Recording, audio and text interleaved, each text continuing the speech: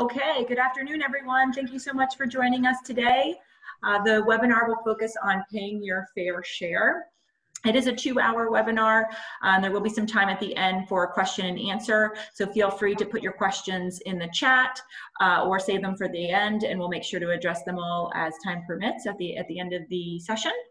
If you have your CMCA designation, this is eligible for 2 hours of continuing education. So before each of us starts our portion of the presentation, we'll give you a word. And so at the very end, we'll have an email address for you to send those words to, so you can send the 3 words to that email address, and we'll make sure you get your certificate for the continuing education.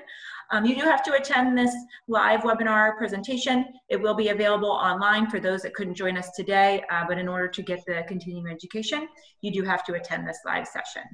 So with that, we'll quickly cover the agenda. Lauren, do you want to go first to mention briefly what you're going to cover? Yes, hi, my name is Lauren. I'm an attorney with Chadwick, Washington.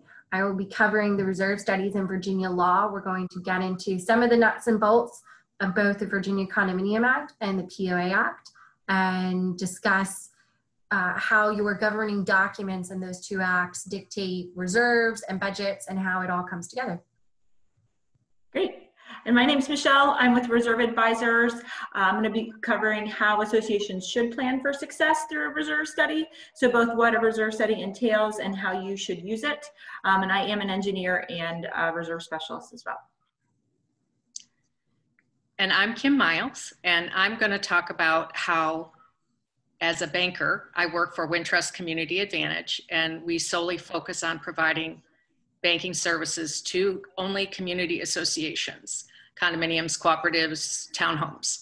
And we help out organizations when they don't have sufficient funds for a project that was either scheduled or not planned, and the reserves need to be supplemented through a loan or other means. I am also a educated business partner through CAI, and I have my CMCA. And with that, I will turn the floor over to Lauren. Thanks, Kim. So we're going to start our presentation today talking about the nuts and bolts of the law. So reserve studies in Virginia law. For those of you who are seeking continuing education credits, your first of 3 passwords is December. So please write that down and save that. You will need it at the end. So let's talk about the nuts and bolts of the law. The Virginia Condominium Act governs all condominiums, and the Property Owners Association Act governs homeowners associations that satisfy the requirements for being subject to the POA Act. Right now, we're looking at the language for Section 55.1, 1965 of the Condominium Act. So for those of you who are attending who work with or are a member of a property owners association, the language you see on the screen is fairly identical to what is in the POA Act, and we will get to that on the next slide. But the requirements are the same for both sets of organizations. The first, in Part A, except to the extent provided in the condo instruments, the executive board shall, prior to the commencement of the fiscal year, make available to unit owners either 1, the annual budget of the unit owners association, or 2, a summary of such annual budget. So there's first a requirement that you provide to your owners or make available to your owners the budget, whether that's in full or a summary. It's an obligation on the board to provide that budget. Part B discusses reserve studies. There's a requirement under the law, both the PO Act and Condominium Act, to conduct a reserve study at least once every 5 years, to review that study on an annual basis to determine if your reserves are sufficient, and then to make any adjustments that the board seems necessary to maintain the reserves. So as you can see, all of these parts build off each other. 1, you're providing a copy of your budget to your community or a summary of your budget. You're having a reserve completed. Those numbers are important because, as we see in Part 3, the reserve study is what indicates what numbers are being populated into your budget. So whether that's Part 1, the estimated cost, replacement costs, estimated remaining life, estimated useful life of your capital components, all of that information you're going to be able to gather based on your reserve study. So if you have a reserve specialist who's examining the capital components on your property, this is all the information that they're including in their report to you, because that report is important for building your budget, for making sure that you're properly you're building your funds up, you are looking to the future to see when capital components will need to be replaced and how much that will cost, so that you're not putting yourself in the position where, dun, dun, dun, a special assessment is necessary. So our program today, hopefully we're helping you plan for the future so that you're not in a position where special assessments are necessary. You're looking to that reserve study, that Part B, that reserve study that you need to have conducted every 5 years, and you're building your budget accordingly, and you're working with financial professionals to make sure that your budget fits your community and helps you prepare for the long term. So like I said, these are the 3 big sections of the Condominium Act. On the next slide, we're going to get to the POA Act. They're very similar, but what we're going to do in the next few slides is break down each of these sections and walk through them individually. So in flipping to the next slide, for the property owners associations out there, as you can see, the language is nearly identical to that which was in the Condominium Act. So let's get down into the nuts and the bolts. On the next slide, we're going to look at Part A of both of these provisions. Once more, you can see they're nearly identical. The General Assembly has worked very hard to make sure that the laws are fair and, for the most part, mirror each other for POAs and for condos. So reading one of them, the Condo Act, except to the extent provided in the condominium instruments, the executive board shall, prior to the commencement of the fiscal year, make available to unit owners either the annual budget of the Unit Owners Association or a summary of such annual budget. So it's a legal requirement each year that your board, whether you are a POA or you are a condo, that you provide a copy of your budget or a summary of your budget to your members. Your governing documents may also contain additional information. As a point of clarification, each of your associations is governed by the respective act, the Condo Act or the POA Act. And then below that, you are also governed by your condominium instruments or your declaration if you are a POA. You may have additional restrictions or requirements that set forth in your own documents. The law simply requires that you provide a copy of your budget or a summary of your budget. Your specific documents may require additional information. They may require your budget rather than a summary of your budget. So make sure that no matter, and I guess this is where the disclaimer is important, that the advice that I'm giving today, I'm speaking generally, I'm not speaking about any one association. So please do not take anything I say today as being absolute advice for your particular situation. I don't know everyone's individual documents, but the disclaimer is always look to your documents. So although I may speak to things generally today, please make sure you consult with your own governing documents to see if there are additional requirements that aren't set forth in the POA Act or the Condo Act, which is what I will be discussing today. So like I said, both the POA and the Condo Acts require that the boards make available the budget or the summary of the budget. This is important because information regarding the reserves will be found in your budget. And moving to the next slide.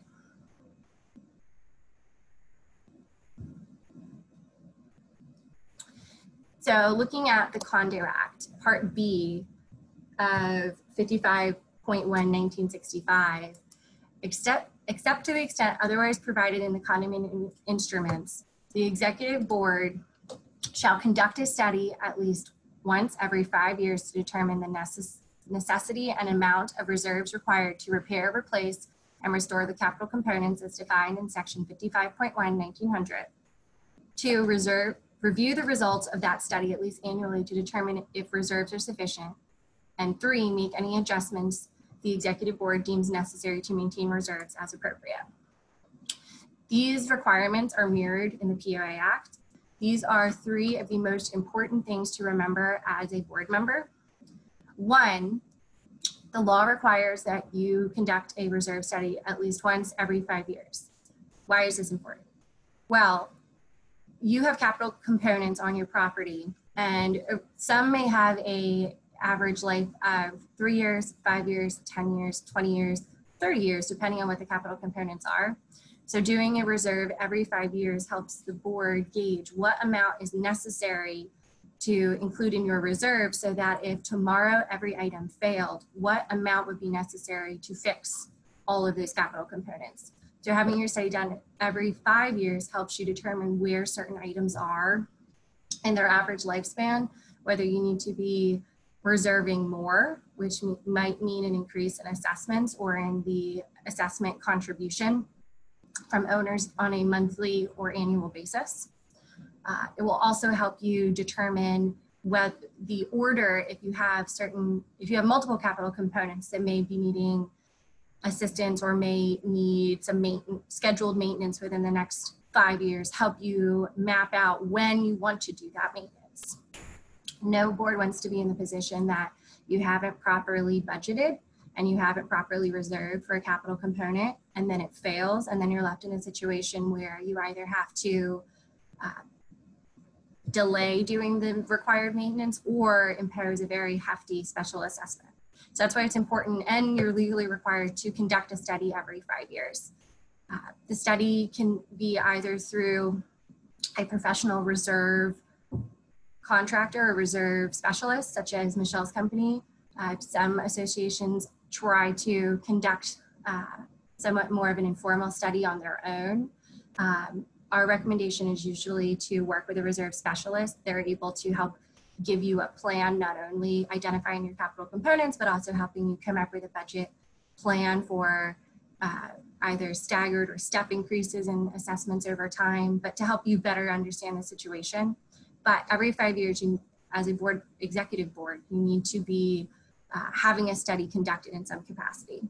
So for number 2, reviewing the results of that study at least annually to determine if the reserves are sufficient.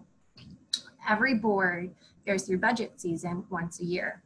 So this should be an easy requirement to meet, because each year you're working with your management agent, or if you're self-managed, you're going, sorry, my lights went out, I apologize.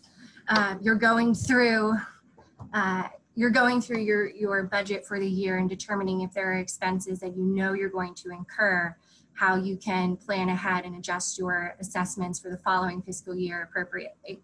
So reviewing the results of your reserve study will help you determine if there is an item that you know you'll need to replace in 3 years. Looking at your budget for the following year, 2 years, 3 years, is there an increase in the reserve component in your monthly assessment installment that you want to bump up, so that in 3 years you'll have the full amount to replace that capital component. So reviewing it is helpful to know where your capital components stand, but also it's very, very helpful and important for building your budget each year to make sure that you are properly budgeting the contribution on an annual basis from each of your owners to make sure that your reserves are funded sufficiently. And as to number 3, the adjustments necessary to maintain the reserves mostly are driven by number 2, looking at your reserve study and determining if your reserves are sufficient. There's no magic number with respect to the reserves.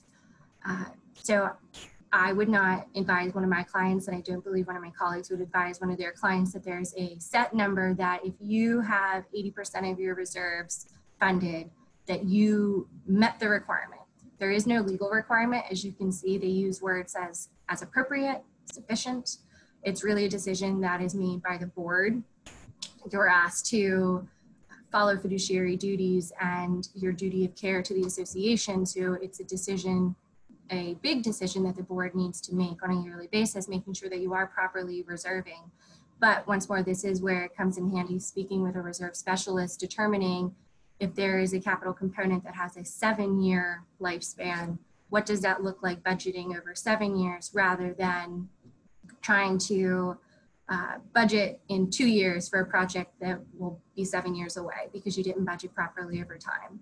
So it's important that boards, especially your treasurer, is having this discussion on a yearly basis and making sure that if there are items that are coming up soon, you are focusing on them, because if you have a capital component that has a 20-year lifespan and there are other components on the property that are 3, 5, 7 years, focusing on funding the 3, 5, 7 first and making sure that those capital components are properly reserved for and you can pay those off in real time. It's important before focusing on your 20-year project.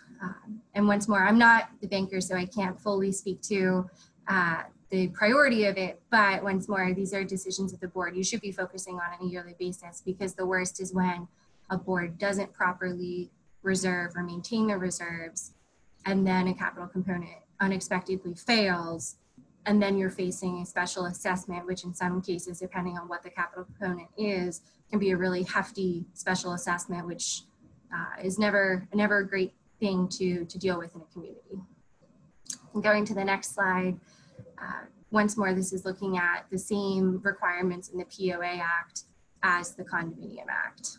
Every 5 years, having a study conducted, reviewing the results of that study on an annual basis, and then making adjustments as necessary to maintain your reserves and determining what that number looks like for your individual community. Moving to the next slide. So the requirements for the budget, and once more, the POA and the Condo Acts mirror each other with respect to this requirement. So the Condominium Act states that to the extent that the reserve study conducted in accordance with this section indicates a need to budget for reserves, the Unit Owners Association budget shall include 1, the current estimated replacement cost, estimated remaining life, and estimated useful life of the capital components as defined in section 55.1, 1900. 2, as of the beginning of the fiscal year for which the budget is prepared, the current amount of accumulated cash reserves set aside to repair, replace, or restore the capital components and the amount of the expected contribution to the reserve fund for that fiscal year. 3, a statement describing the procedures used for estimation and accumulation of cash reserves pursuant to this section. And 4, a statement of the amount of reserves recommended in the study and the amount of current cash replacement reserves. So as we talked about earlier with Part A of this provision, every year the board is required to provide a copy or a summary of the budget. Part C now tells you what needs to go into that budget. So for number 1, the current estimated replacement costs, estimated remaining life, and estimated useful life of your capital components will be driven by your reserve study. Your reserve study will include what these estimated costs are, and it will tell you what the estimated remaining life and useful life are for your capital components. I've used the phrase capital components a lot. Some of you may know what that means, others may not. Capital components are items, whether or not they're part of your common elements, if you're a condominium, or a common area, if you are a POA, for which the association has an obligation to repair, replace, maintain, or restore, and for which the board is in charge of funding. So examples of capital components for a property owners association may be your clubhouse, could be the roads in your association if your roads are private and not dedicated to VDOT. Could be your pool, tennis courts, any other items on your property that the association is required to maintain. For a condominium, those include the common elements, and that would be everything but the units. One of the most popular aspects in a condominium that needs to be reserved for that's not a unit is often an LCE, a limited common element, and examples of those can include balconies. I've worked with one condominium association recently that had to do a massive balcony replacement project where the association was funding and finding the resources to fund repairing 30-odd balconies within a community of 46 condominium units. So there may be aspects in your community that you think are a unit component, if you're a condominium, that are actually maintained by the association, such as balconies. In property owners associations, it's a little more clear what are aspects of lots and what are common area. But there may be other areas on a POA or in a condominium where it is not a capital component as just defined by the code, either in the POA Act or the Condo Act, but other areas on the property that the association has an obligation to maintain, such as easements across driveways or roads or exteriors of homes even. Another example of a, we're going to call it a common maintenance item that the association has to fund, could include painting exteriors of townhomes in POAs or condominiums. So once more, your reserve study will help you identify all of these capital components or all of these maintenance items that the association is required to fund, and provide you a plan for determining, like I said, that estimated remaining life or useful life, so you can budget over time. Are these 3-year, 5-year, 7-year, or 20-year items? How do we fund those over time?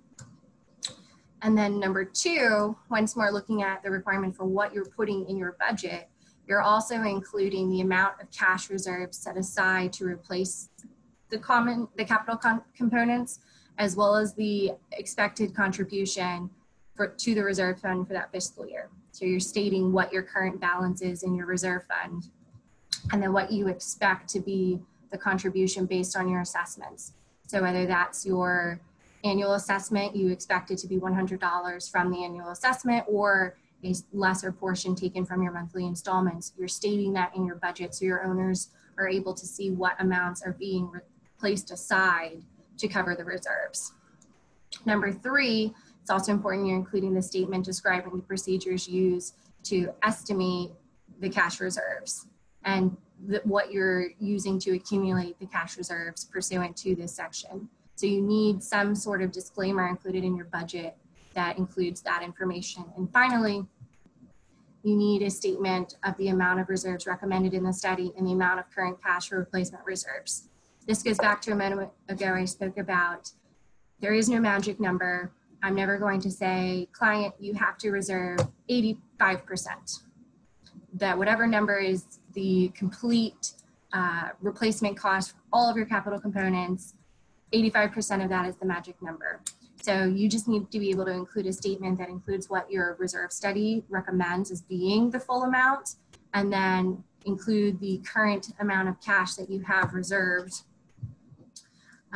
Because all of this information, in a moment I will explain in further detail, but all this information is important for helping your owners or prospective owners and purchasers understand the financial health of your reserves.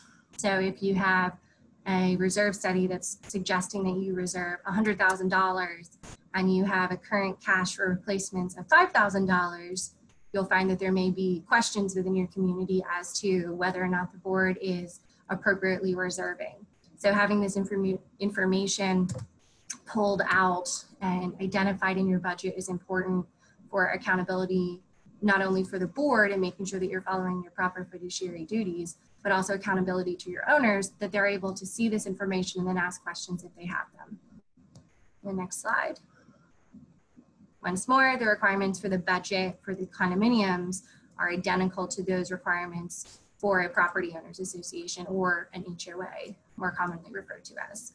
So you still have to include the current estimated replacement costs, estimated remaining life, estimated useful life, and then the information about what you have saved in your reserves and what was the recommended number based on your reserve study. And the next slide. So the Common Interest Community Board was mandated in 2019 when new legislature came out of the General Assembly to establish guidelines for the development of reserve studies for capital components. And that includes creating a list of capital components that should be typically addressed in a reserve study. Once more, what the CICB has developed is not exhaustive. Referring to and working with your reserve specialist will help make sure that you have identified the capital components in your particular community, because like I said before, there may be some items that aren't defined per the statute as a capital component, but items on your property that you otherwise have a maintenance or repair replacement obligation for, such as easements across shared road spaces, other items that your community should be putting money aside for, should be reserving for. The next slide. So we've talked a lot about why you conduct a reserve study, where you use that information. It's in your budgets. But now I want to talk a little bit more about enforcement, or basically why does any of this matter? So, spoiler, there is no organization that is going to be sitting over your shoulder if you're a board member saying, hey, it's been 6 years, you haven't done a reserve study, you're in violation of the Condominium or POA Act. There's no one that's monitoring whether each association is meeting its obligations with respect to having a reserve study completed on a timely basis, looking at the reserve study on a yearly basis, and then incorporating it into your budget each year. No one is going to pop up and check in on you. So one of the mechanisms for making sure that the association is properly reserving and is properly following these steps comes in the form of your resale packets. So if you're a condominium association or your POA association, at the point of sale, likely your purchaser is asking your seller to request a disclosure packet. Both the Condo Act and the POA Act include language that states that the current reserve study or report and a statement of the status and amount of any reserve or replacement fund and any portion of the fund is to be included as part of that disclosure packet. So why is this important?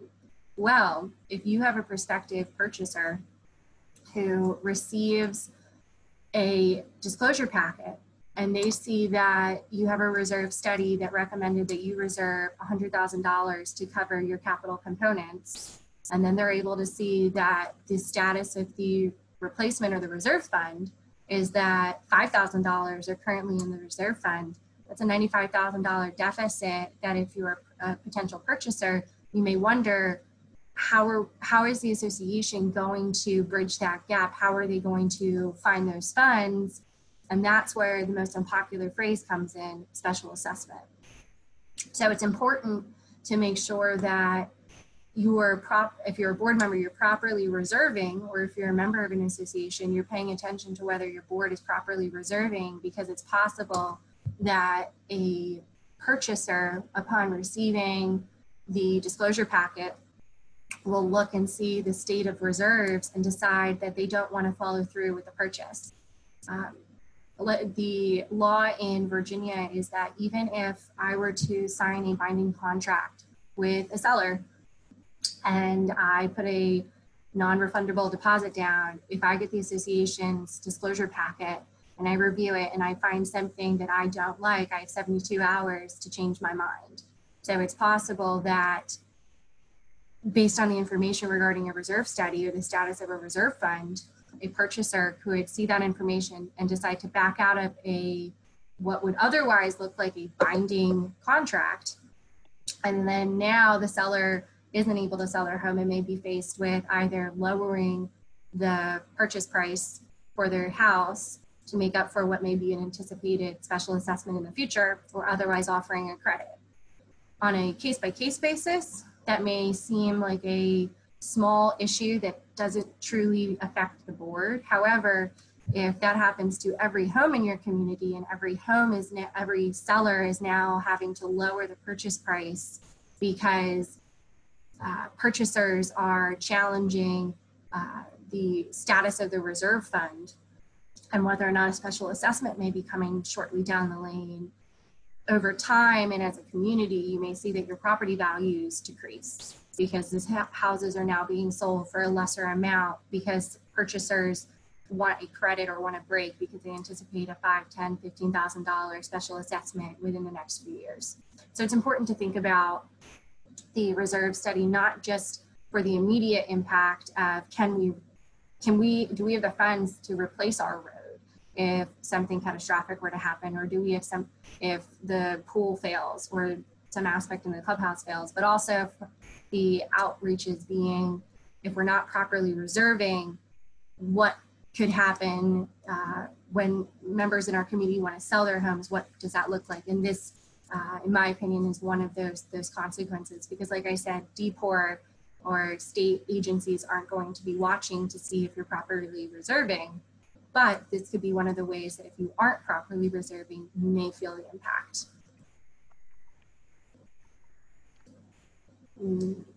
Finally, takeaways that based on those requirements under the Virginia law, the most important things to remember are that you're conducting your reserve studies every 5 years. You're reviewing those studies annually, and you're making adjustments as necessary. And this all relates to your budget so that you're budgeting properly. You have to provide a summary or a copy of your budget before the next fiscal year to your owners. And like I said before, double check your specific community's governing documents, your bylaws if you're a condominium, or your declaration if you're a property owners association may have additional requirements as to when the budget must be distributed to your owners, how it may be distributed, whether it is the full copy as a draft, or whether it's the finalized version, or whether you can do a summary. But the basic law requires that you provide a copy or a summary to your owners, and that the budget includes specific information based on your reserve study, the estimated replacement cost of your capital components, the estimated remaining life and useful life of those components, and then information regarding what you've accumulated and how much you have saved in your reserve fund, how you are determining what you're saving in your reserve fund, and then what was recommended by the study and how much you have on hand right now. So it's important to, once more, consult your documents.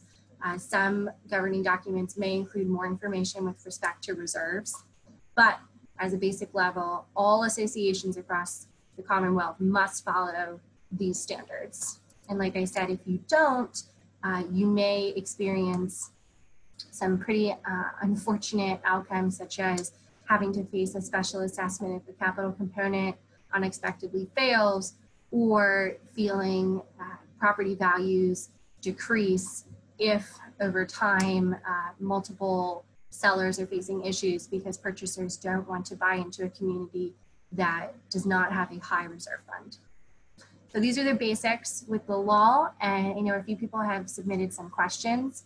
At the very end of our presentation, we're going to address all of these, so please continue to drop your questions into the chat function, and then we will take them all up at the very end. And without further ado, I will, for those who are looking for a credit, your continuing education password is NINTH, N-I-N-T-H, NINTH. And I will pass it to Michelle. Thanks, Lauren. Yeah, thank you for mentioning out all the questions too. I dropped the ball on that. So please do ask as many questions as you'd like. We have allocated some time at the end to answer those questions. And that first password was December. So we're up to December 9th so far for the password. So what is a reserve study? Now that we know that they are required every 5 years and the reasons why and what exactly you have to do to satisfy that requirement, we want to cover what exactly a reserve study is. So this is really pulled right from CAI's National Reserve Study Standards. It is a two-part analysis or evaluation of your property, both a physical evaluation as well as a financial analysis.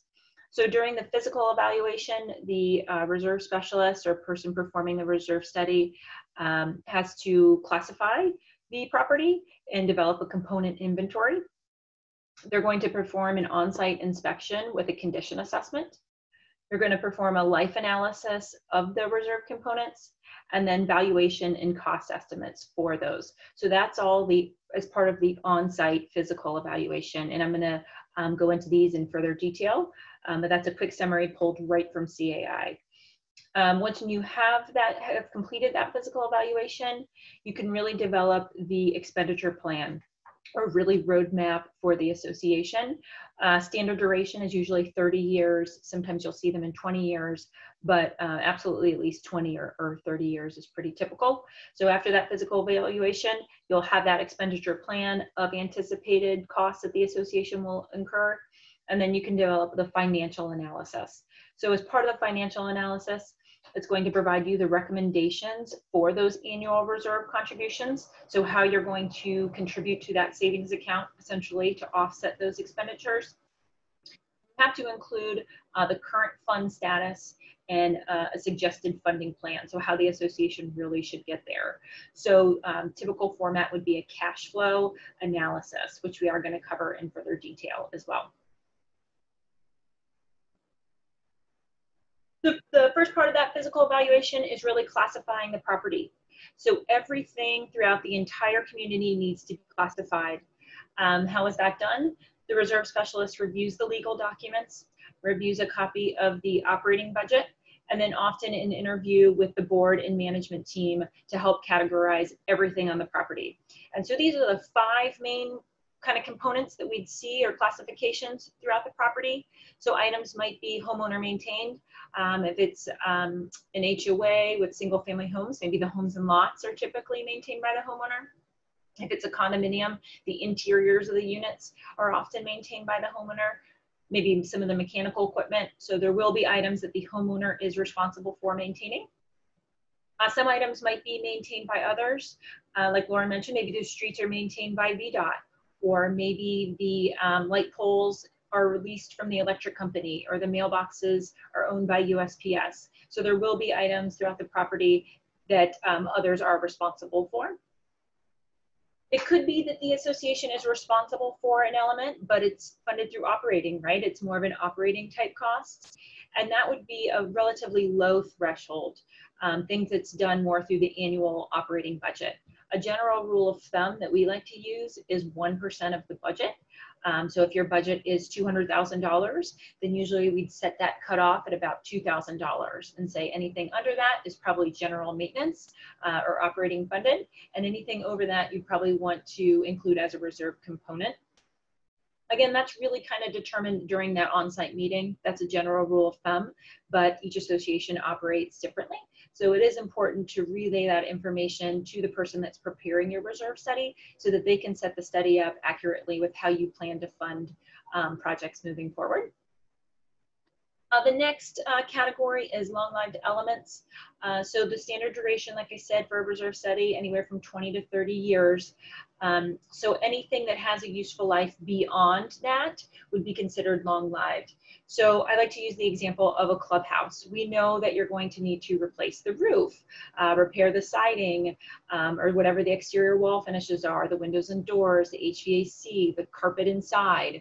But that actual building itself, the structural frame of that building, should last the life of the building well beyond the 30 years of the reserve study. So that'd be something that we'd consider long-lived, where all those individual components more than likely would be a reserve component. So if it doesn't fall into one of those 4, being homeowner maintained, maintained by someone else, an operating expense, or a long life component, then you're left with essentially reserve components. So in summary, reserve components typically are association responsibility. The association has to be responsible for that element. It has a limited and predictable remaining useful life and above a minimum threshold cost. So some common components for an HOA or a master association, possibly the streets if they're private streets, maybe some perimeter fencing, maybe a playground, a clubhouse, pool, tennis court, could be some signage throughout the community or entrance monuments. Now, if you have a townhome association that functions like a condominium, now the exteriors of the buildings are often included as well, right? So the association's likely responsible for the roofs, the exterior wall finishes, maybe driveways or decks, and then of course any of the possible site elements as well. And then if you have a high-rise or apartment style building, in addition to the items listed above, you might also have more substantial mechanical equipment like elevators and a parking garage and life safety systems and electrical systems, and then some of the interior finishes at the building as well. So after that component inventory is determined, the next step is actually inspecting the property and inspecting those elements, right? So during the inspection, the reserve specialist is quantifying the reserve components as well as performing a condition assessment. So quantifying can be done from plans. We can do takeoffs from plans if those are available, but more than likely and typically the measurements are done on site. So we are actually measuring that length of that fence or the size of that pool. the capacities of mechanical equipment. So we'll want to know the model and serial numbers for those equipment. And then we're also performing that condition assessment. So what condition is the element in? You know, is it in good condition, fair condition, poor condition? That'll really help determine the remaining useful life. Which leads us to part 3, which is that life analysis. So how is the useful life determined? There are, manufacturer recommendation and warranties are taken into account. The quality of materials will really play a part too, which is why that on-site observation is so important. Not all shingle roofs, for example, are treated equally. Is it a 3-tab or are there laminate shingles? If it's a chain link fence, is it galvanized or is it vinyl coated? All that information is really determined on site when we're doing that condition assessment and quantification. And then of course, any unique conditions also have to be taken into account for the useful life. So is the area prone to a lot of freeze thaw? That'll deteriorate the pavement. Weather conditions, or it could even be coastal. Metal really takes, it's really harsh in the salt air climate. So coastal exposure for metal elements, we really have to go down on the anticipated useful life. So there are some unique conditions that would warrant changing the expected useful life of a component. So the next step of the life analysis is the remaining useful life. So real quick, general rule of thumb, useful life minus age would be a good starting point for the remaining useful life, or how long we anticipate before you need to replace that component. But there are things that really play into that as well. You can't just use that and with blinders on, which is why that condition assessment is so important. What's the history of maintenance and prior replacements have occurred? Is that roof or is the pavement original, or was that project completed? The more information you can provide the reserve specialist or the person preparing the reserve study, the better results will be. It is helpful to see how quickly things have deteriorated or how well they've held up over the years. If you are on a more aggressive maintenance schedule, you want to make sure that that takes that's taken into account. So using the example of pavement, maybe we give pavement, say, a 20-year useful life, and the pavement's 17 years old at the time of the inspection, but we perform that condition assessment and the pavement still looks good. It's still in good shape. You've maintained it well. You're on an aggressive maintenance schedule, and the condition doesn't warrant replacing it at the end of the useful life. We're not going to say repave all of the streets in 3 years just because you're at the end of that anticipated useful life. We would defer it and say typically it's 20, but based on condition, we're going to defer replacement for another 8 or 10 years or whatever the case may be. So really that condition assessment governs those recommendations, but the more information you can provide the person preparing this study so that they have the full picture and the full history, the more accurate the study will be. Technology is also very important to consider, especially when it comes to mechanical equipment. We're just seeing such advancements in that field. Using the example of elevators, for example, I mean, what once was a little bit more mechanical is now highly computerized. So we're having to adjust useful lives just for the nature of the way systems have evolved. But then also as technologies start becoming obsolete and parts become harder to replace, you might have to ramp up replacement because we know that parts are becoming scarce. And of course, the more information you have on that and you can relay that to the reserve specialist, the more accurate the study will be. So if you have trusted vendors that are telling you that this is, even though it appears in fine condition and it's working fine, we can no longer get the parts, make sure you pass along that information to the reserve specialist as well, so that can be reflected in the study. So part 4, the physical evaluation, is that valuation and cost estimates for the components. So we do like to look at historical cost of replacements. So if you have recently completed projects, please pass that along to your reserve specialist.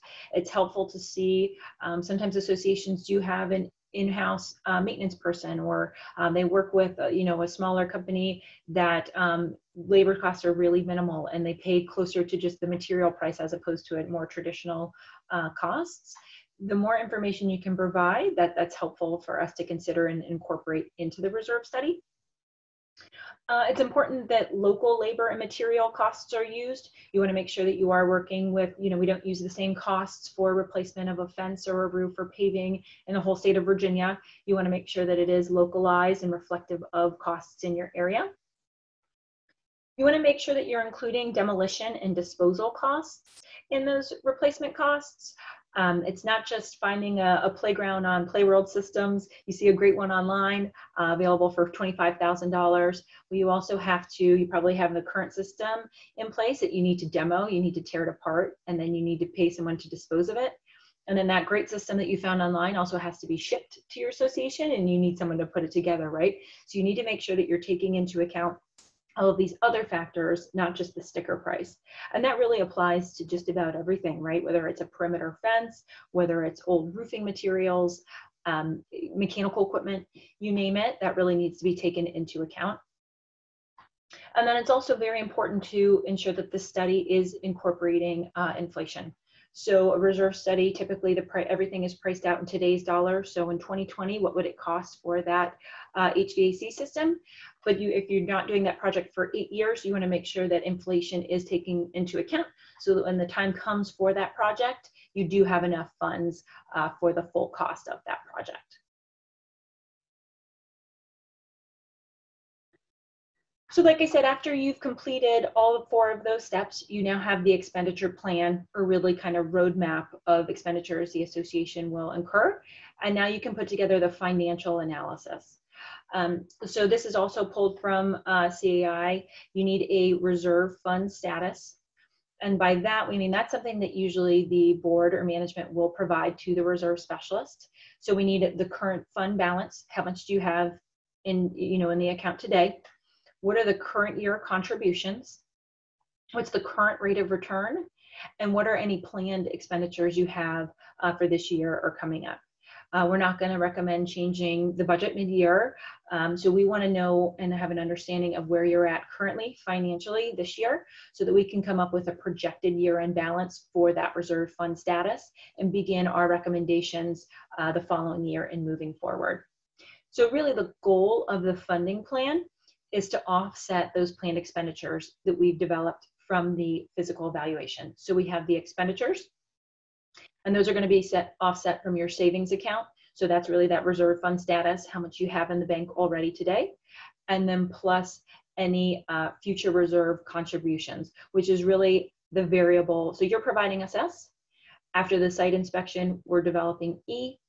And then the variable we're solving for now, and the funding plan is R. So we're going to determine the necessary future reserve contributions to offset those expenditures. These funding definitions are pulled right from CAI. You'll often hear them mentioned. And so I wanted to just kind of touch on them real quickly.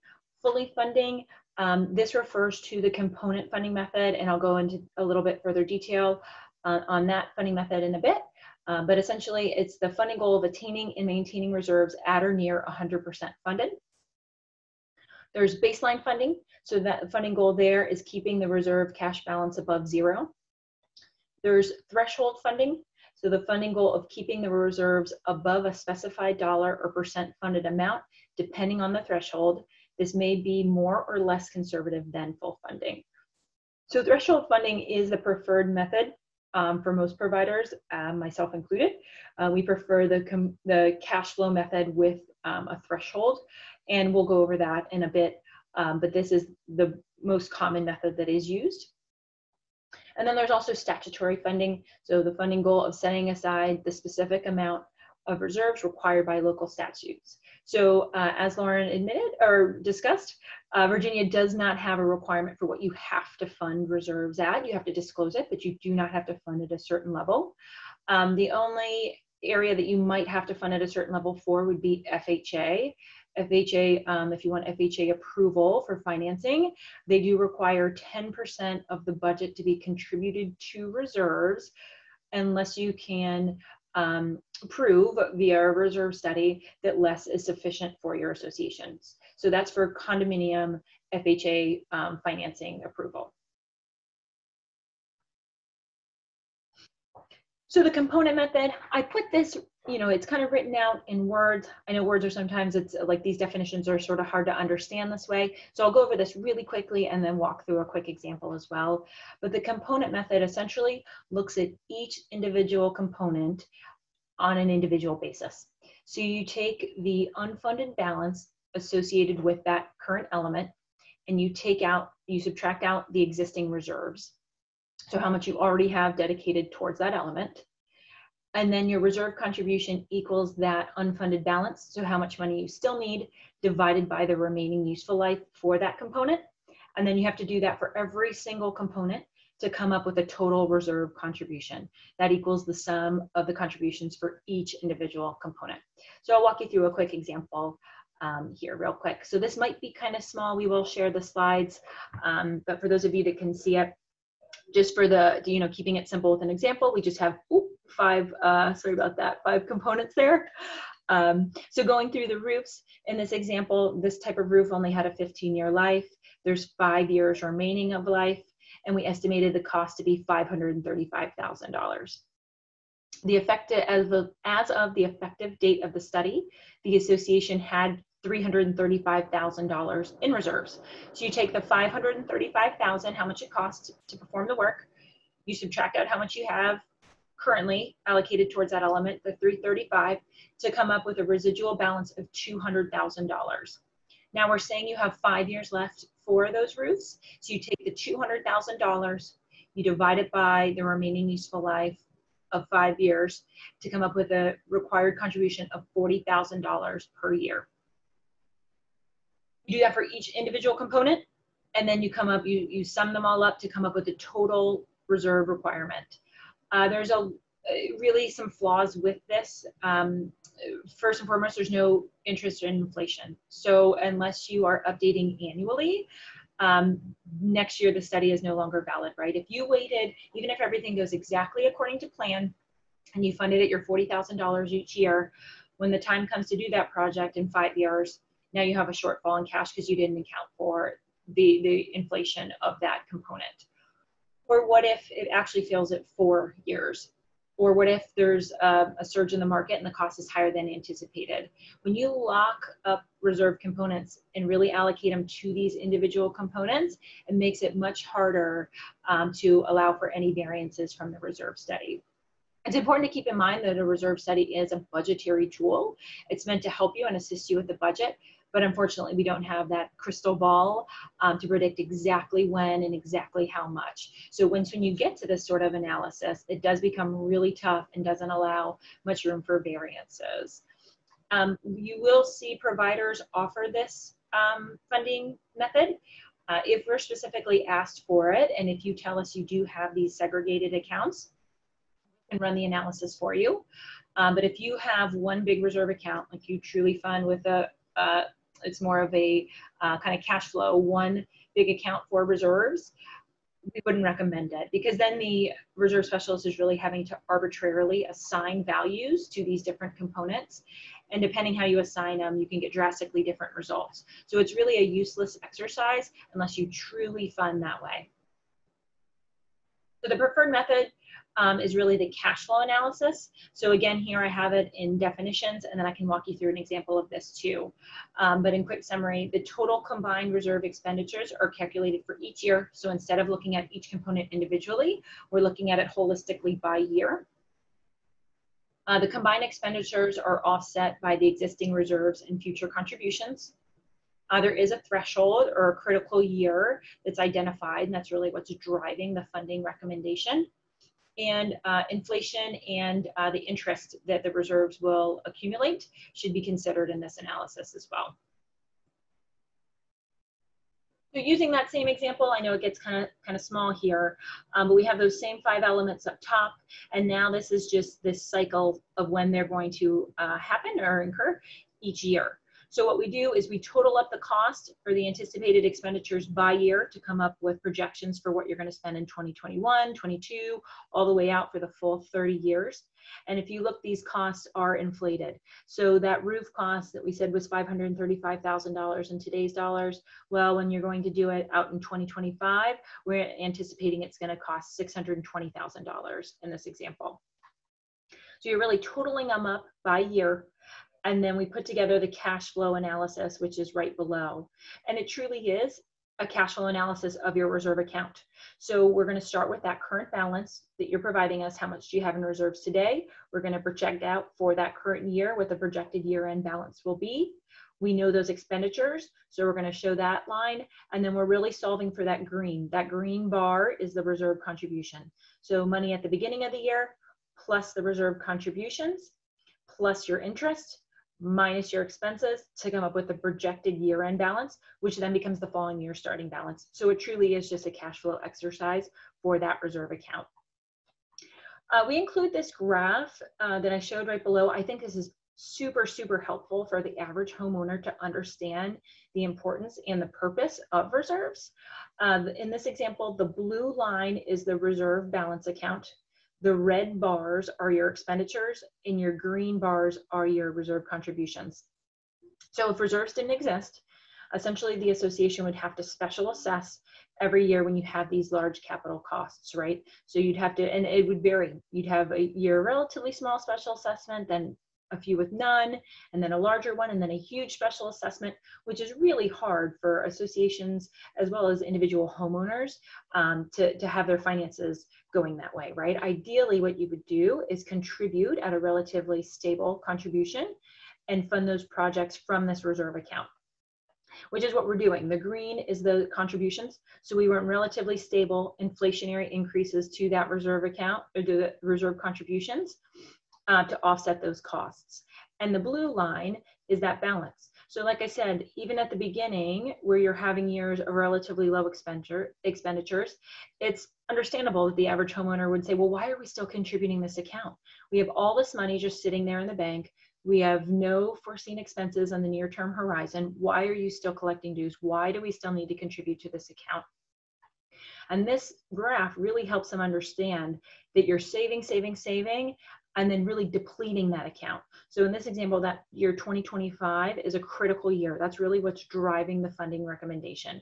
We want to get that relatively low, close to zero, with a threshold, kind of a cushion or factor of safety to ensure that you don't go in the red, but really depleting that reserve account. So you have these couple years of very large expenditures and your increases to reserves are just inflationary. There's still no real large adjustment that needs to be made on an individual basis to those contributions because you've been putting away money all along and you're now able to delete, essentially deplete that reserve account. And then same thing happens again where you're in years of building, right? You're building up that reserve account again, where there's relatively low expenditures, depleting it again, where you have a couple years of expenditures again, and then you're back into rebuilding. So this is a very simplistic example because there's only 5 components. The average property could have, it could have 5, it could have 105. So these would, it would look different, but the concept is still exactly the same. So I always encourage the associations that we work with to really utilize that graph and help, especially if you have to increase contributions. Sometimes that can be a tough sell to homeowners and they don't necessarily understand why. I think this graph really helps paint the picture and helps associations understand why, dues need to go up or why they need to continue to contribute to this account. So now that you've had a reserve study completed, how often do you need to update it? The standard duration of a reserve study, like I said, is anywhere from 20 to 30 years. So why does Virginia require every 5? If it lasts 30 years, why can't we just update it again in 30 years when the time comes? Because we have a roadmap for 30 years. Well, there's often external and internal changes that occur, which is why you need to update. So industry standard is anywhere from 3 to 5. 5 is very common because that is what Virginia requires, and usually is sufficient. Usually 5 years is a great timeline unless something kind of drastic happens in your association. So some of those examples, an external change might be a change in cost of materials or new building products. So maybe the market for pavement, maybe there's been a change with pavement needs and supplies, and that has drastically increased or decreased. You want to make sure your reserve study is reflective of that. And I think it's important to caveat here that we don't want to look at blips. This is a major advancement or a change that you feel comfortable incorporating into the reserve study that you think it is long-term. An example I like to use is this year with the pandemic, there's a big material shortage. So we've seen drastic spikes in projects, especially in like roofing and things like that, where there really is a shortage of materials.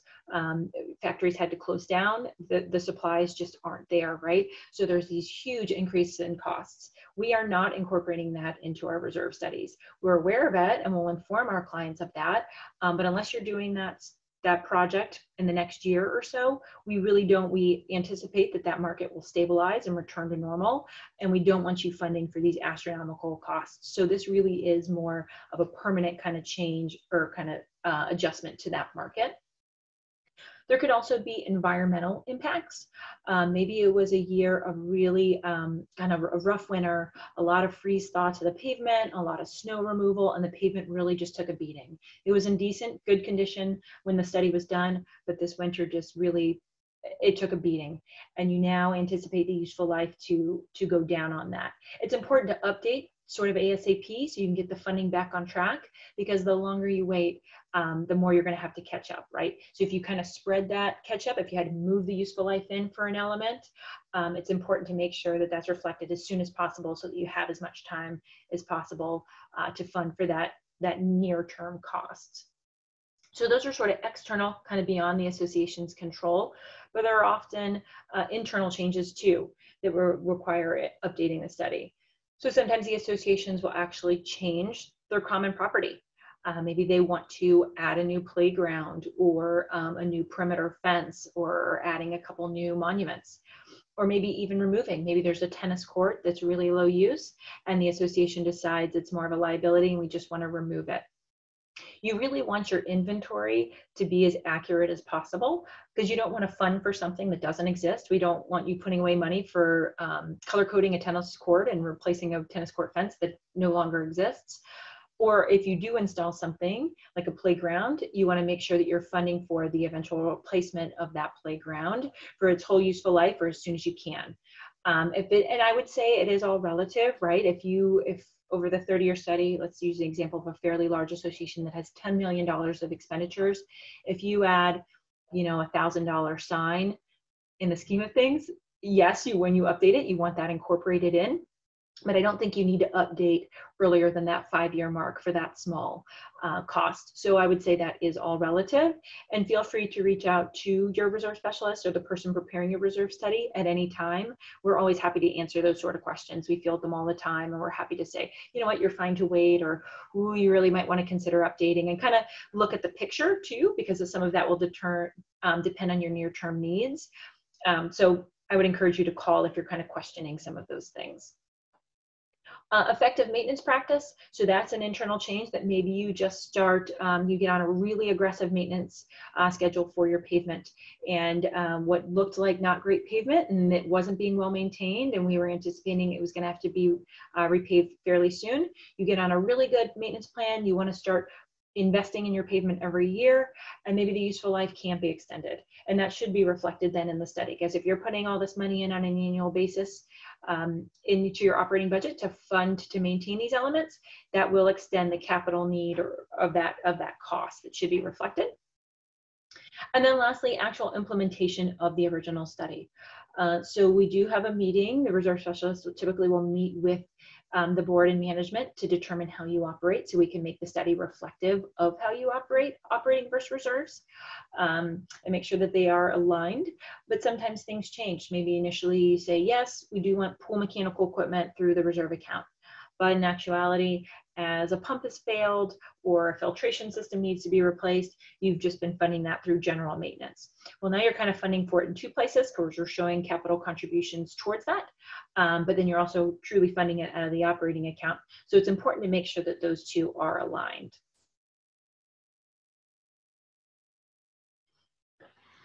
So the primary goals of the reserve study, first and foremost, to help with annual budget planning, right? It'll help you set the monthly or yearly homeowner assessments. It helps the board make business decisions. Ultimately, the association does function like a business unit, right? And this will help you make those informed decisions and inform the homeowners that if the association elects to not fund reserves at the level that the reserve study recommends, that you can't just do nothing, right? At a minimum, you do need to disclose it to the homeowners and help the homeowners prepare because those costs will, the projects are going to happen regardless. So if we don't collect the funds as an organization, as an association, be prepared for either a special assessment. We will have to finance those capital projects, so be prepared for a bank loan. Or worse, we might have to defer those capital projects. You really don't want to get into that situation where you can't handle the projects at all, because that really will decrease property values and also could even be a safety concern. A reserve study will also help you plan for capital projects. It'll help you by looking at the near-term needs of your association. Maybe you don't have a ton of near-term needs and you are able to allocate money into CDs where you contain a slightly higher interest rate than, say, more of a liquid deposit account. So it'll help you kind of strategize what you want to do with your money. It'll help you coordinate operating expenditures with capital expenditures. You can really use it as a planning tool. So each year when you're looking at your budget, you're plugging in that contribution and you're looking at the reserve study, look at those projects that were scheduled for near term and maybe even some that weren't. And what do you want to possibly move in? What do you want to defer? What projects do you want to do? And you can kind of tie those projects together with any other operating expenditures. So maybe you have a perimeter fence that needs to be replaced. Well, you might want to wait and do your spring landscaping after you replace that fence, just to kind of help tie those projects and coordinate them together. And then a reserve study is also a good benchmark when you go to tackle these projects. So using the example of a roof, and you have maybe 3 bids for the roof, how do you compare the different bids? Are they including the underlayment? Are they including the drip edge? Any percentage of decking?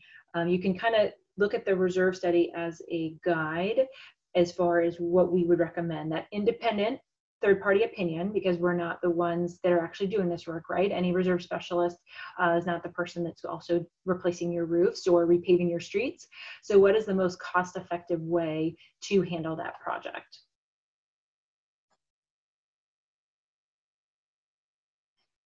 So in quick summary, the benefits of a reserve study, they will protect the board from claims of mismanagement. It is a liability. I tell clients the same thing as Lauren did. There aren't any reserve study police. I'll get calls from associations, in a panic. It's a new board member and they found out, they said, we've been around since the 80s and we never knew this and we never had a reserve study done. What do we do? And I always congratulate them that they're headed in the right direction, right? There's no one policing the requirement, but it is good to follow it. It is, a liability that you have as a board member. It'll help with ease of budgeting. It'll help set accurate fees instead of trying to guess what your reserve contribution will be. It provides that benchmark for the contracting projects. When you do tackle the projects, it'll provide you that independent third-party opinion on the cost and the way it should be done. It should help prevent special assessments. There shouldn't be any surprises when you know that these costs are coming up. Everyone can plan kind of accordingly, ideally through the reserve account. It'll help preserve the appearance of the community. If you're keeping up with these projects and you have a plan in place, it helps with the just the overall appearance, keeping it up to date, keeping it current, keeping it safe. That makes it easier to sell a unit.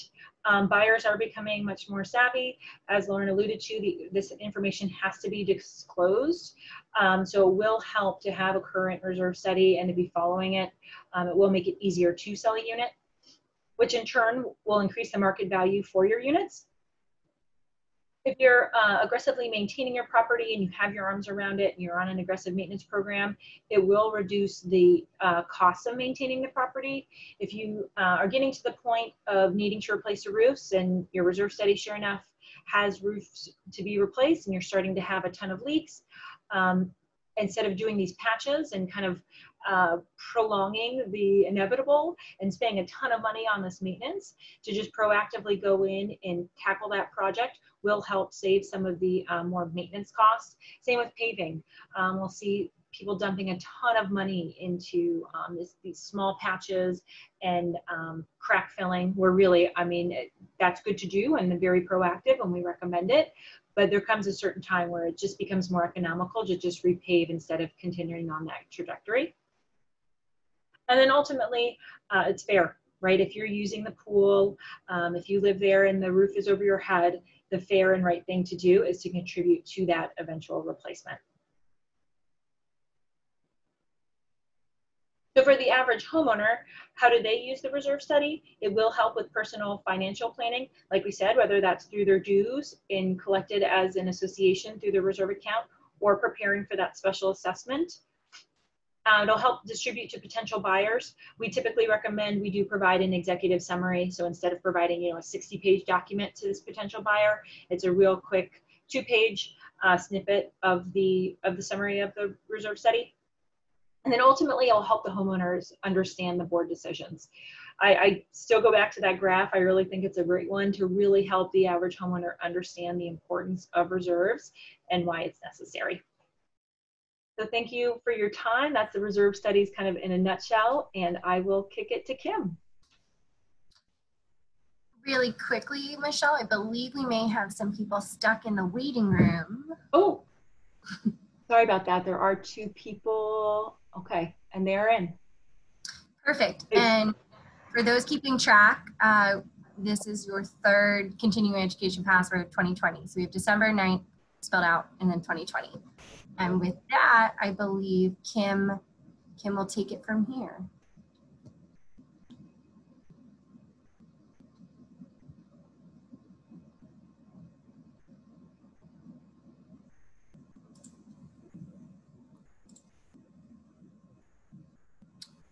Actually, Michelle, I think Kim's iPad might be muted. Okay, can you hear me now? Yes. All right, I don't know if you can see me. I had a computer failure, so I've had to scramble to the iPad. So can you see me? All right, then I'll continue. And for the password in my group, it's 2020. And I'm going to talk about elements of a loan, what lenders will request and why, common guidelines, and what things to look out for, and how long this process would take. First slide, please. Typically, we get, or next slide, please. Yeah, thanks. Typically, we would get involved with a community association if there is a shortfall in reserves. Sometimes it's because there's been unexpected erosion of a road. There could be unanticipated plumbing issues that are being discovered through a pattern of repairs and maintenance that have been accumulating. Or sometimes associations want to add to their common elements to improve the values in their communities. So what I want everybody to understand, first of all, is that a loan to an association is a loan to that legal entity, and there are no personal guarantees from the board members or homeowners' houses. Their units are not liened. We file a financing statement of public record that does cite the association as the borrowing entity. Next slide, please. The people or the aspects of the loan involve the the borrower, which would be the association, the common elements of the community, along with understanding what the financial position is of the association, their organizational docs, which will identify what their permissions are with regard to borrowing, and what the capital improvement project is that is being serviced through this loan facility. Next slide. So in assessing the community, we will want to look, one of the places that we look is the reserve study. We understand what the common element components are. I also, as a lender, would go out to Zillow and Realtor.com to understand sales activity in the community and how the value, the market prices are holding up. We also understand through the documentation we ask for who the essential contacts are, the accountants, the manager, and the various members of the board. And we do also ask for a list of unit owners. Now understand, this is not because we're going to market your unit owners. We're asking for a list of owners because we're going to do some analysis with regard to the makeup, with it being owner occupied or investor occupied. And sometimes that information is simply provided to us by the manager, but the contact will be with the board and with the manager directly, more often the manager. So we get a better picture of what is involved in the association and who the important contacts are. Next slide, please. From the financial standpoint, we're going to ask for the current fiscal year budget. Now, like right now, we're at the end of a year coming into the new year. So we will get the former budget as well as the proposed budget for 2021, or one that's been approved. Year-to-date financials, income and expense reports, as well as 2 years of either CPA prepared or management prepared financial statements, along with the reserve study. We will ask for a delinquency report, and we refer to it as an aging delinquency report, so that we can see 30, 60, 90-day patterns in delinquent assessments. And this should involve only current owners. If there are old accounts being pursued for collections, oftentimes those need to come off of those reports. It doesn't mean that you don't collect the money, but they're not current owners and they are not amongst the future assessment collection process for each budget year. Next slide, please. The governing documents that we're looking for will be everything: the bylaws, the rules and regulations, the declarations, as well as we will look for board minutes in the most recent board meetings, because we want to see that what activity is happening in the community above and beyond the loan, but also that the need for the repairs and potentially the loan is being discussed in those official forums and memorialized in the minutes. We will determine as well from those bylaws and the declarations what the association's ability is to borrow, as well as whether or not they have any caps on assessment increases and things of that nature that we need to be prepared for. Next slide, please. So the capital improvement project, we want to understand what the project is for, how long it will last, and where is the board and the manager in the process of getting the engineering report and the contractor's bids. Oftentimes, we will talk with a lender will talk with an association early on before these engineering reports or bids are collected. Usually the conversations with a lender will begin when the manager or the board have a ballpark idea what they're looking at in the way of a project, and you can work through initial discussions before those things are finished. Generally speaking, however, you will want to have that project, the engineer's project report or the contractor's bids in before you go to closing, because we want to be sure that you have adequately prepared proceeds from that loan to complete the project at hand. I have started conversations with communities before where they initiated discussions. The engineering report came in before we got to the closing table, and they realized they needed a lot more money. And we go back, and a lender will work with you in getting that fixed. It's not the end of the world. It just means that it would have been better, addressed waiting for that engineering report to come in. But it's not an exclusive rule to have to do one before the other. It's just a good idea. Okay, next slide, please.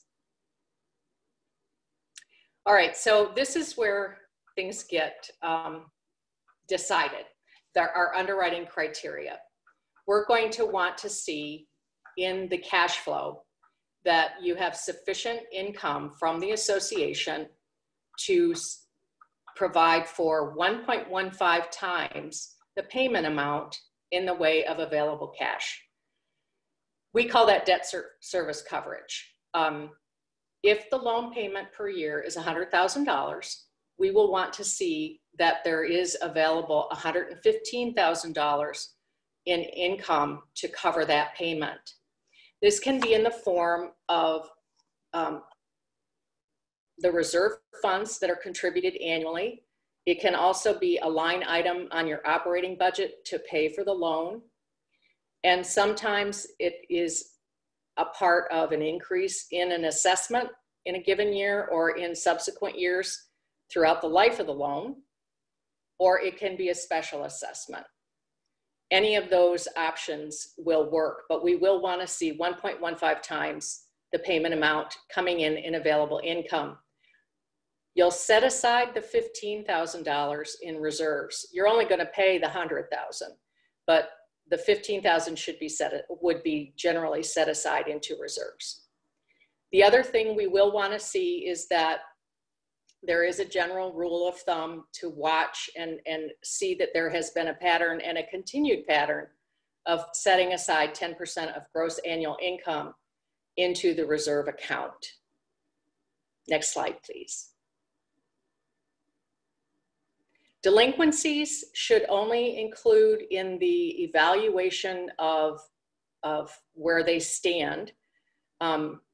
Generally, they should include current homeowners. That would be where I would ask for the report to be cleaned up. There have been times when I've looked at communities where their delinquency reports at first blush looked much worse than they actually were.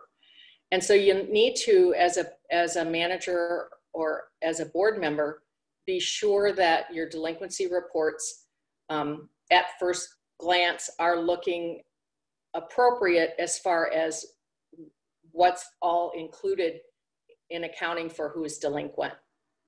We will want to see with 60 days or more late, no more than 10% of the annual income being delinquent. And if there are 100 units in the association, we would want to see 10 units delinquent. So 10% of the number of units and 10% of the gross annual income is our guideline when reviewing a loan for its delinquencies. Owner occupancy, this goes back to one of the comments I think that was made by Michelle about FHA approvals. We are similar in this guideline as FHA is. We want to see 51% or more of the unit owners are occupant owners.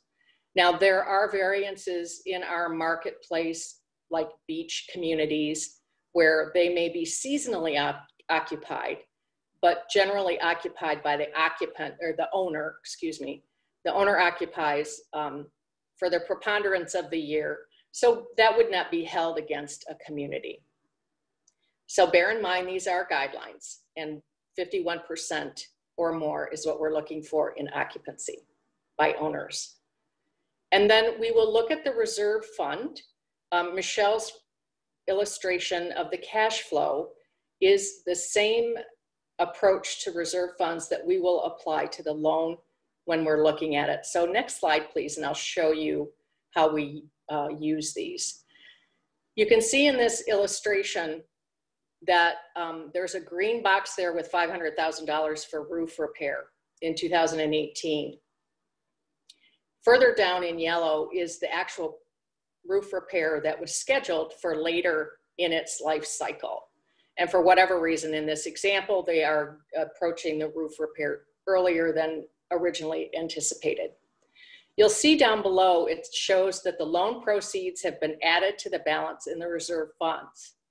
Now, the loan proceeds would go to reserve funds versus operating because they are not part of your operating cash flow.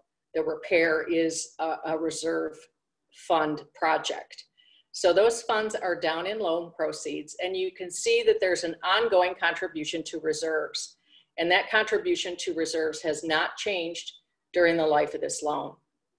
And you've got a loan payment of $22,500 in the first year, and then it goes to $84,800 in subsequent years.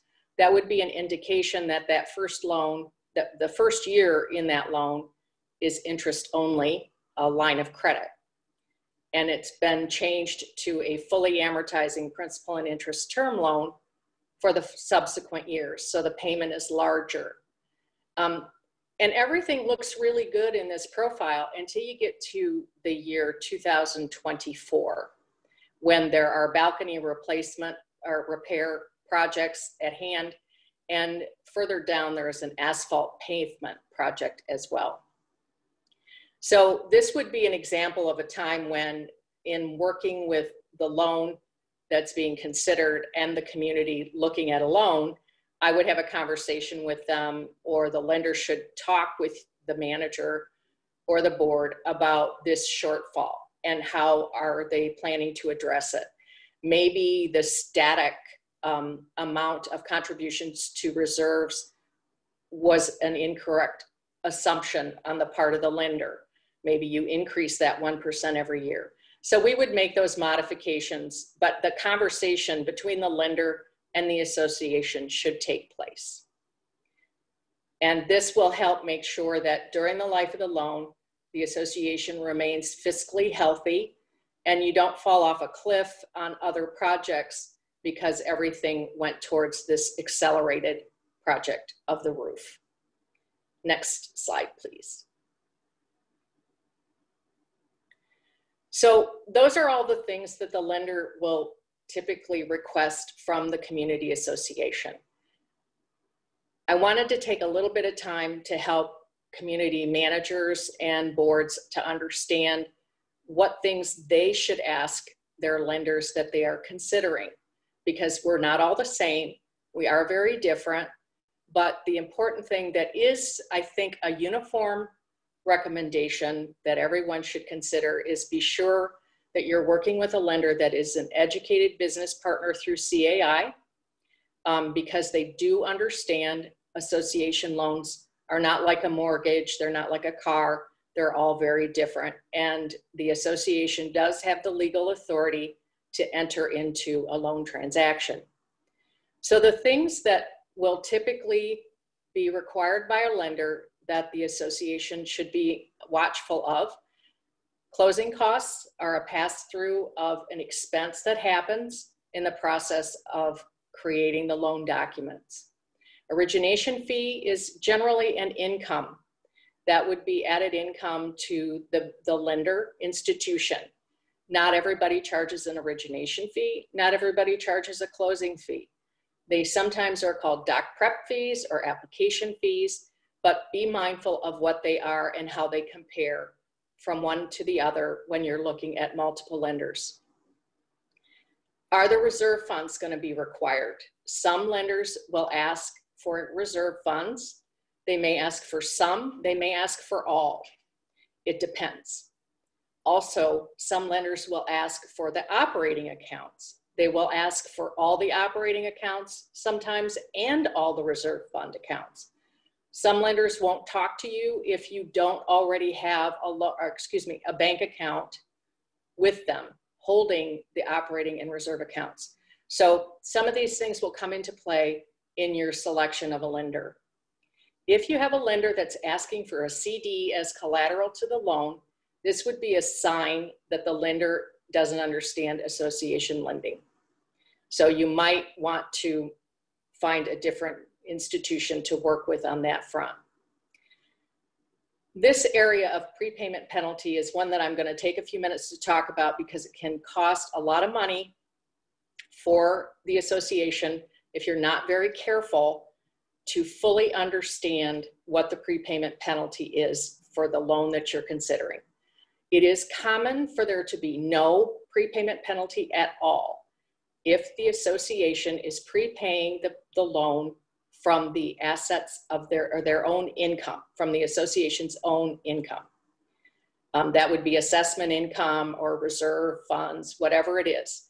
If it's association income used to prepay, there's generally no prepayment penalty. If you're refinancing the debt with another lender, you are likely to be imposed or given suffering from a prepayment penalty. That's very common. It will be a percentage of either the original loan amount or the outstanding loan amount that was in place at the time of prepayment. It's most common for it to be a percentage of the outstanding balance at the time of prepayment. A more punitive charge would be a percentage of the original loan amount. So that's something to watch out for. And the last most important one is the term yield maintenance. If you see yield maintenance used in any description of a prepayment penalty, this is a red flag. And my recommendation, and I've seen some that are pretty squishy, my recommendation would be ask the lender to provide you with an amortization schedule of the hypothetical loan. Then ask the lender using that hypothetical amortization schedule in writing to provide you an example of what the prepayment penalty would be in that loan hypothetical if you paid it off 5 years in, so that you can see from them in writing what that prepayment penalty would look like. It will likely be all the interest you would have paid on the loan had you carried that loan through to its end. But that will vary from lender to lender, so be careful and protect yourselves and get it in writing. Next slide, please. What kinds of loans, rates, and term options will you typically be offered? A line of credit is very common, and they work out kind of nicely if you have a project that maybe involves a lot of elements. Maybe it's not just the roof, maybe it's balconies and siding and vapor barriers and all kinds of things that come with a larger project. So the line of credit will fluctuate in the payment amount, and it's usually for a year to 2 years. And the reason it fluctuates is because it works like a home equity loan. You borrow against the line of credit as you need to, and the amount you borrow will grow as the project comes to conclusion. Usually at the end of the line of credit, it is expected to be paid in full. That line of credit will also fluctuate with regard to interest rate, or it could be fixed. Interest rates are low enough right now that oftentimes lines of credit are at a fixed interest rate. If it's fluctuating, it will fluctuate with prime. It could be prime straight up. It could be prime plus. It could be prime minus.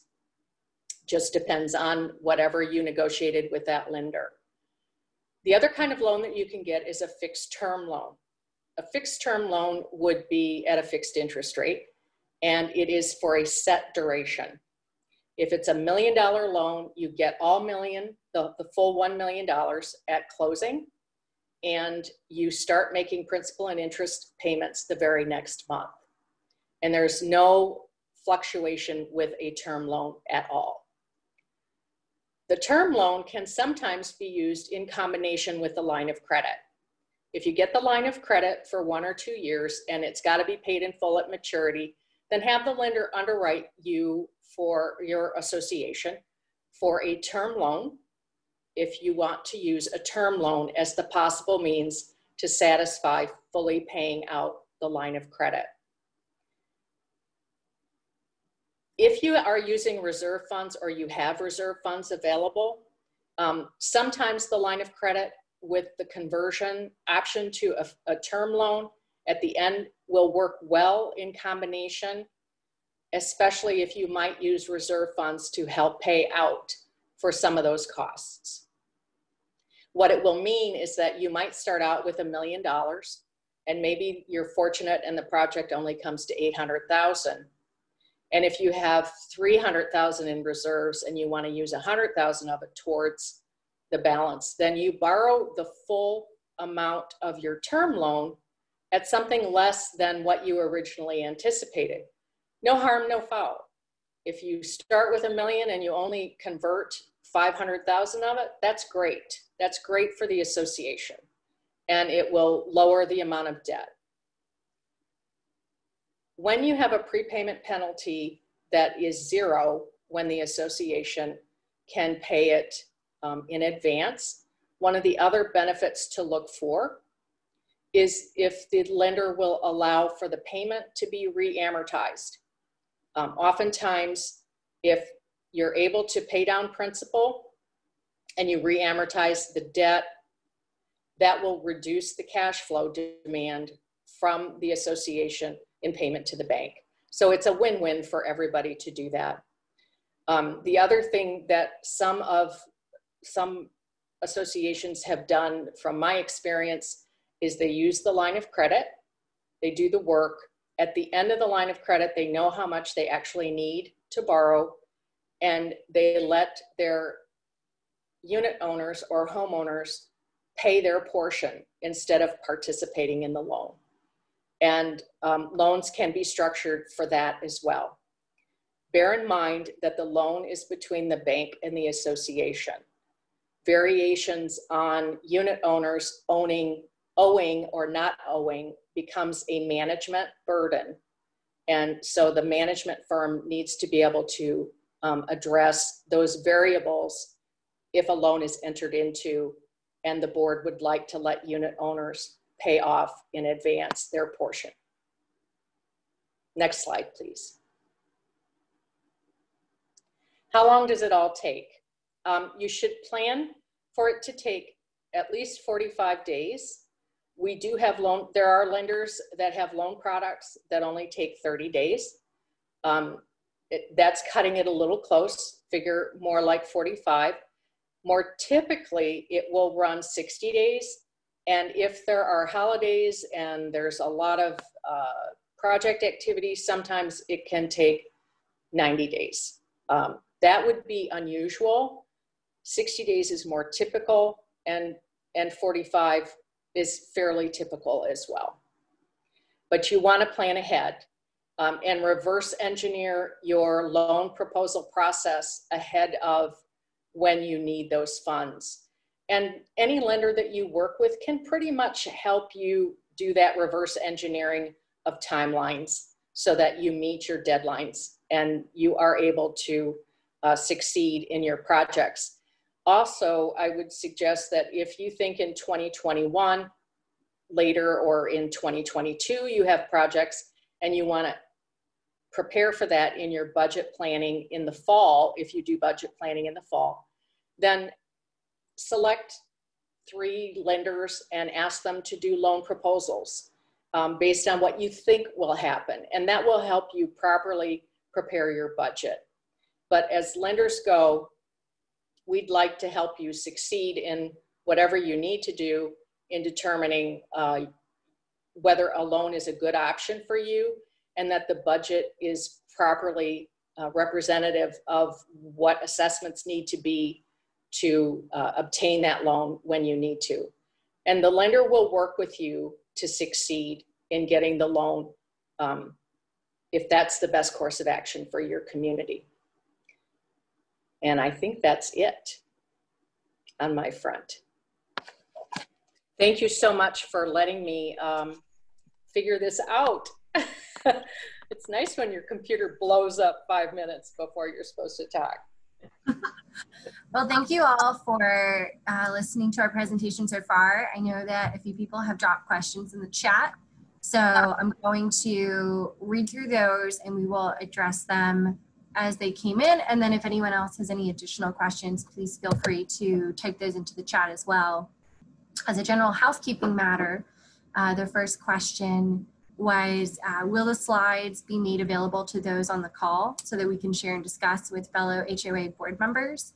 And yes, we can provide you with a PDF of these slides so that you can share them and use them as speaking points with your colleagues. The second question is question about capital components on common areas. We have sidewalks that aren't ADA accessible. I understand we would have to do it if a resident requests it. Should the cost of that be anticipated and budgeted for in the reserve study? I'll take this one quickly and without getting too far into depth with Fair Housing Act laws or fair housing laws in Virginia. Typically, when there is an owner with a disability who requests that a modification be made to your common elements in a condo or your common area in a property owners association, it is the requesting owner that pays for the modification to be made. And then it depends on where the modification is made, whether or not the association will maintain it. So if there is for example, if you have a modification made to a part of the common area where the association would normally maintain, then yes, you will want to budget for costs of repair, replacement, and general maintenance for that modification.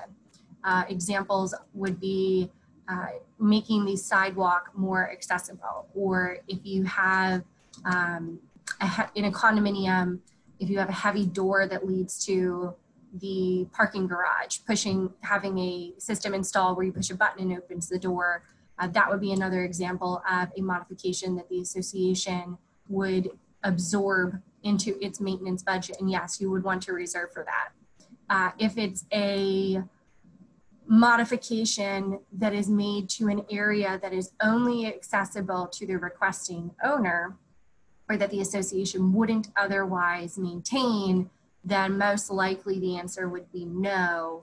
You would not need to build that into your budget. But, and I'm sure everyone who's talked to their association counsel has heard this phrase before, it depends. So it'll be very fact specific, but generally speaking, if it's in an area that the association has an obligation to maintain, you are going to want to take that into consideration when you're doing your reserves and when you're building your budget.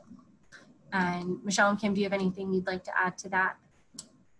No, that's perfect. And I would just say if those projects aren't completed and the reserve specialist can't see them when they come to the property, but you know they're happening, just inform them so that that can be factored into the study.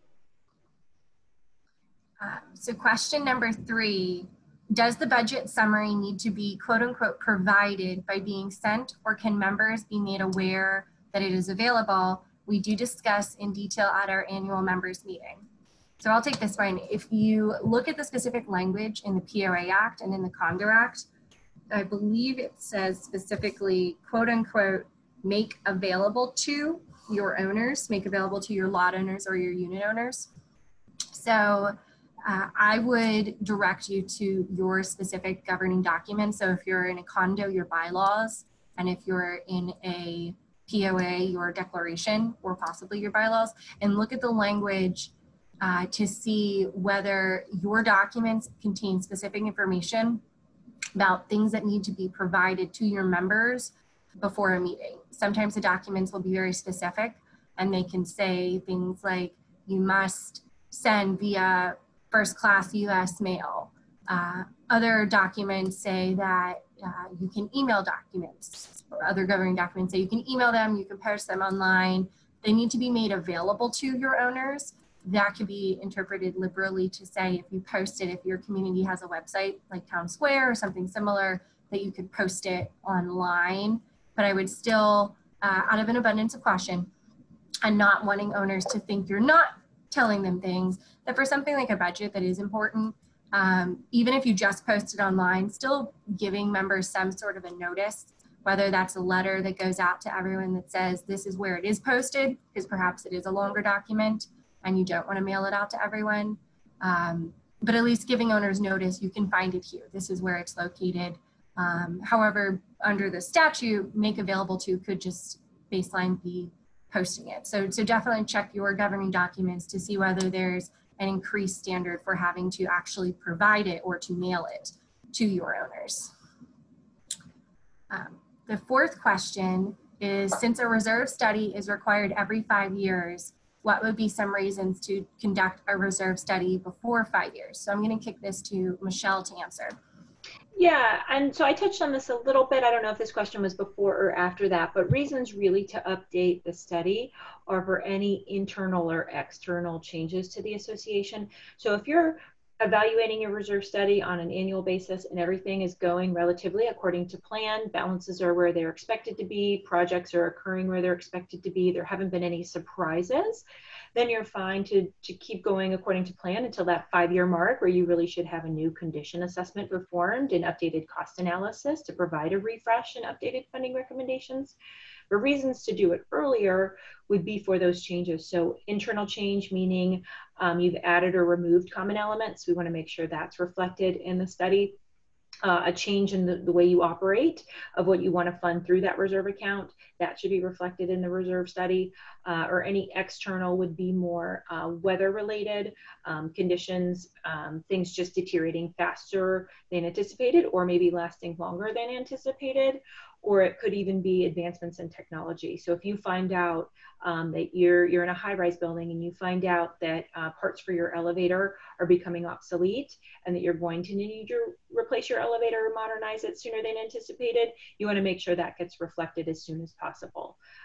So there isn't any quick answer. There's sort of a lot of things that warrant updating, but I do encourage you to reach out to any reserve specialist and they can kind of walk you through the situation, discuss the situation, and discuss whether an update is needed or if you're fine to wait until that 5-year mark. And the next question is regards inflation. Since CPI is a measure of consumer inflation and not well suited for the expenses of a POA or condo, what inflation measures do you usually recommend for POA and condo reserve studies?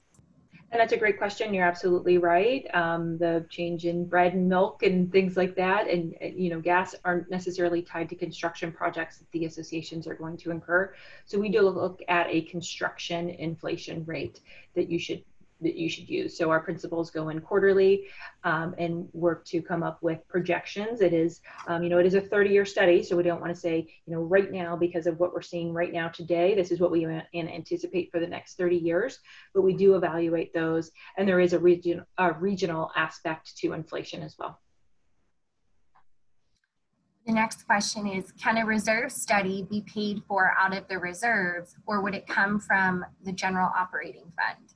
So, I'm sorry, go ahead, Lauren. No, go for it. We do, typically we do see our clients paying for reserve studies out of the reserve account. There's no harm in that. And if you want it plugged into the reserve study, we're happy to do that as well. So some clients will request that we show that 5-year update as an expenditure in the plan. And I would just caveat that would double check what your governing documents say. Sometimes they have funky language that's specific about what you can spend reserve funds on. So you just want to make sure that your documents don't have something that would otherwise prevent you from classifying the study as part of the reserve funds. And if you don't have that funky language, then like Michelle said, you can include it as part of the fund. You don't need to pull from your operating fund. Next question is land considered a capital element? Asking because we have a big time new drainage and erosion issues emerging. They don't seem to fall into the category of long-lived elements with useful lives, replacements, or long-lived elements. So yes, short answer, we do often consider any sort of land improvements to be something that could be maintaining your land. It will prevent, further damaging buildings or just the overall well-being of the association. That being said, a reserve study, a reserve specialist is typically a jack of all trades engineer, right? We're looking at everything from the land to the roof to an elevator and everything in between, carpet. For some of these projects, they do get pretty complex. So we always inform our clients that a reserve study will not be a design specification that you can, because this is probably something that needs to be professionally designed and then permitted through the local municipality and can be a pretty costly project. So we're happy to put a contingency in there and take a look at it and say, yeah, you might want to install some riprap or you might need a retaining wall over here. But it is more of a budgetary number unless you have that information that you can provide to the reserve specialist. So I do always caution that you should really work with a structural engineer or whatever the case may be on this issue and make sure that things are done properly and permitted. And then of course that if a retaining wall is added or some sort of riprap system, that maintenance of that would also come into the reserve study. The next question, I would like to know if there is a standard definition of quote unquote property condition assessment and if it is the same as a reserve study or different from a reserve study. And if different, what is the major distinctions? What are the major distinctions? I have seen comments that a property condition assessment is prepared for rental buildings with a single owner and are less rigorous than reserve standards. Yeah, and I can take this one too. A property condition assessment typically refers to a condition assessment that's done at the time of a commercial, like if a commercial building is switching, if they're selling a commercial building, right? The potential buyer wants to see a condition assessment to know the condition of the elements and what costs they might incur near term. So that is more of the expenditure side, I would say, part of the reserve study. So a condition assessment is part of the reserve study, but not the same thing. The main difference is that the reserve study will also provide that funding plan. So not only what costs are you going to incur, but how as an association should we fund those costs. So that's the main difference. What types of investment vehicles or instruments are not recommended to hold reserve money? I think that's to me. Mm-hmm. Yeah. Right now, it's hard to make money on money. And usually there should be a finance committee that establishes what parameters are to be followed when it comes to investing your reserve funds. As a banker, we are always conservative and would guide you against risking the principal of the funds that were put aside. Generally, we would encourage you to put the money into CDs or into a money market account where the risk to principal is not there. I do know that some associations use other investment outlets other than a bank. And the word of caution on that front is to watch how your principal is being depleted. If it is at risk, then make sure you're following the guidelines of your finance committee and the parameters that might be set forth in the bylaws.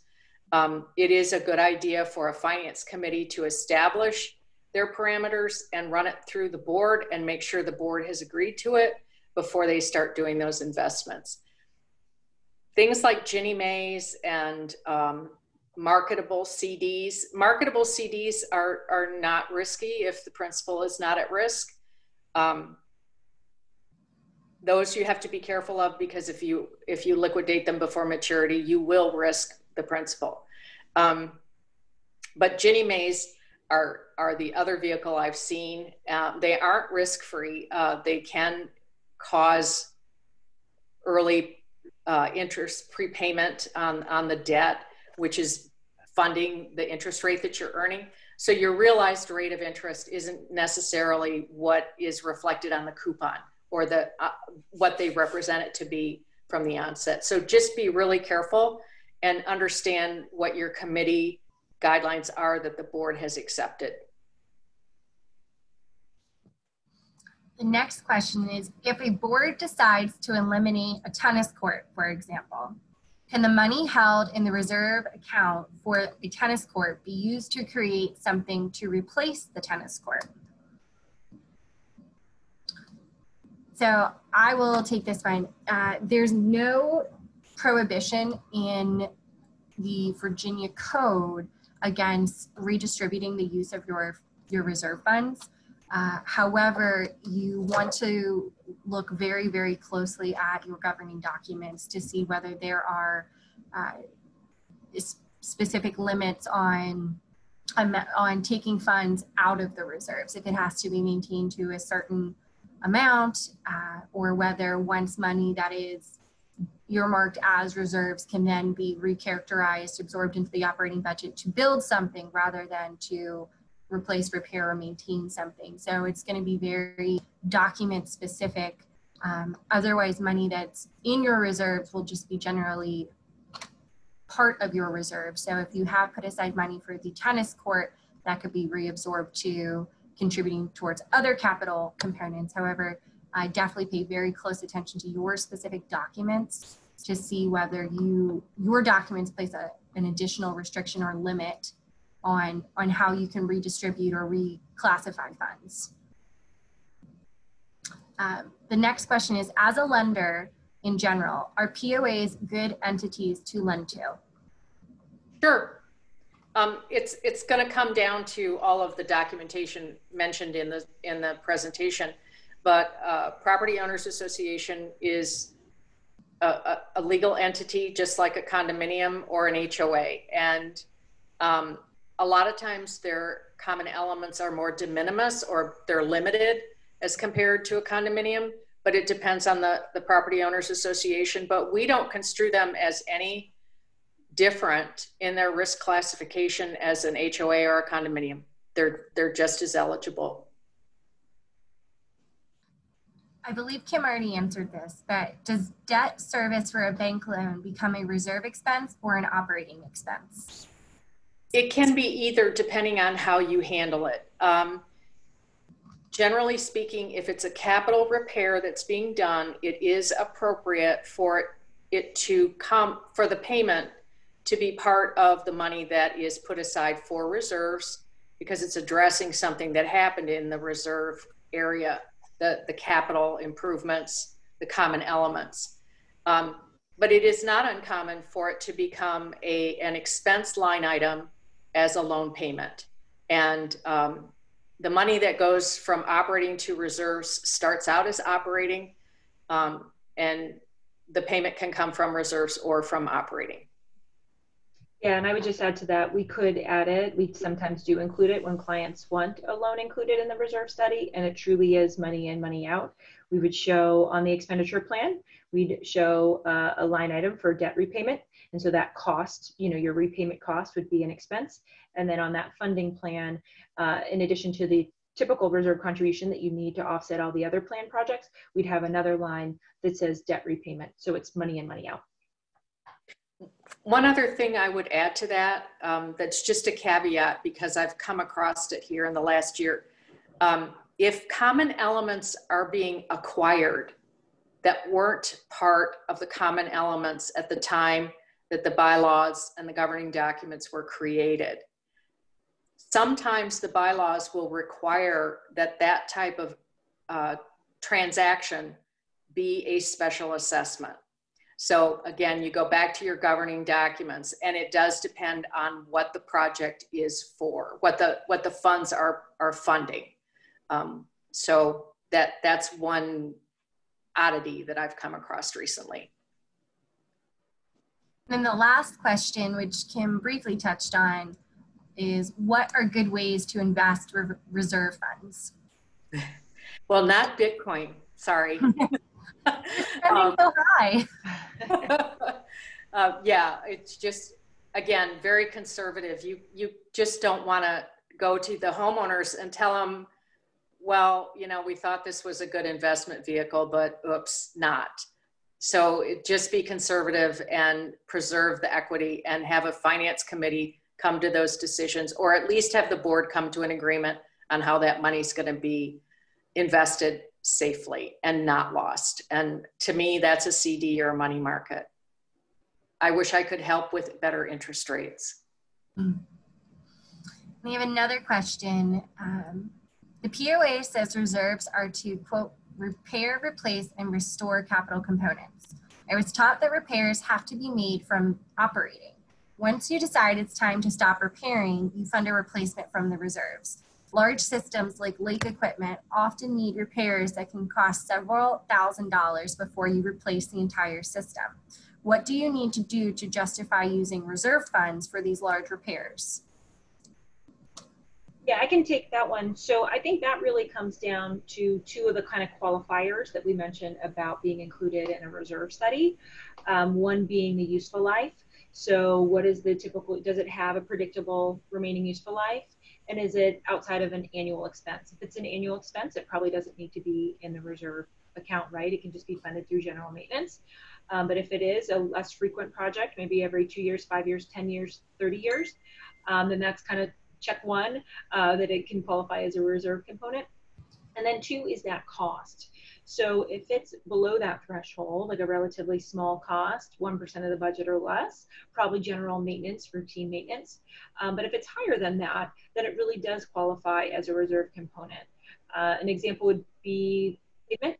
Maybe you have miles of streets, and so it's not just the repaving that can cost millions of dollars, or at least hundreds of thousands of dollars to repave, that would be a reserve component. To get that full useful life, you're also going to want to go in and periodically patch sections and crack fill and things like that, and for that quantity of streets would be very costly. So we do typically include repairs to streets every 3 to 5 years.